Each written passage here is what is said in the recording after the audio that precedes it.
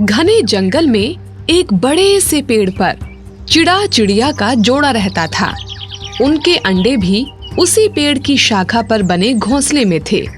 एक दिन एक मतवाला हाथी वृक्ष की छाया में विश्राम करने आया। वहां उसने अपनी सूंड में पकड़कर वही शाखा तोड़ दी जिस पर चिड़ियों का घोंसला था।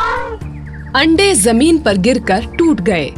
चिड़िया अपने अंडों के टूटने से बहुत दुखी हो गई। चिड़िया का विलाप सुनकर उसका मित्र कठफोड़वा भी वहां आ गया। उसने शोकातुर चिड़ाचिड़ी को धीरज बंधाने का बहुत यत्न किया, किंतु उनका विलाप शांत नहीं हुआ। चिड़िया ने कहा, अगर तू हमारा सच्चा मित्र है तो मतवाले हाथी से बदला लेने में हमारी सहायता कर। उसको मार कर ही हमारे मन को शांति मिलेगी। ये काम हम दोनों का नहीं है, इसमें दूसरों से भी सहायता लेनी पड़ेगी। एक मक्खी मेरी मित्र है, उसकी आवाज बड़ी सुरीली है, उसे भी बुला लेता हूँ।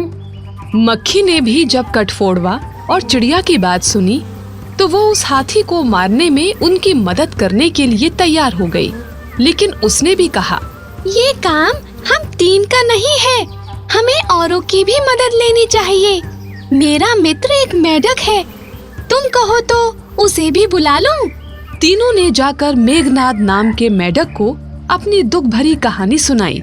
मेढक उनकी बात सुनकर मतवाले हाथी के विरुद्ध षड्यंत्र में शामिल हो गया। उसने कहा, जो उपाय मैं बताता हूँ वैसा ही करो, वो हाथी अवश्य मारा जाएगा। पहले मक्खी हाथी के कान में वीणा के जैसे मीठे स्वर का आलाप करे। हाथी उसे सुनकर इतना मस्त हो जाएगा कि आंखें बंद कर लेगा।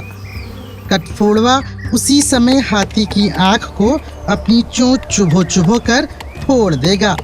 अंधा होकर हाथी पानी की खोज में इधर उधर भागेगा तो मैं एक गहरे गड्ढे के किनारे बैठकर आवाज लगाऊंगा।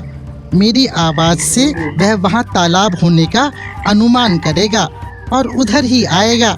यहाँ आकर वह गड्ढे को तालाब समझकर उसमें गिर जाएगा और फिर उस गड्ढे से निकलना उसकी शक्ति से बाहर होगा। देर तक भूखा प्यासा रहने के कारण वह वहीं मर जाएगा। और अंत में मेढक की बात मानकर सब ने मिलकर हाथी को मार ही डाला। इस कहानी से ये सीख मिलती है कि निर्बल भी अगर एक साथ मिल जाएं तो शक्तिशाली हो जाते हैं।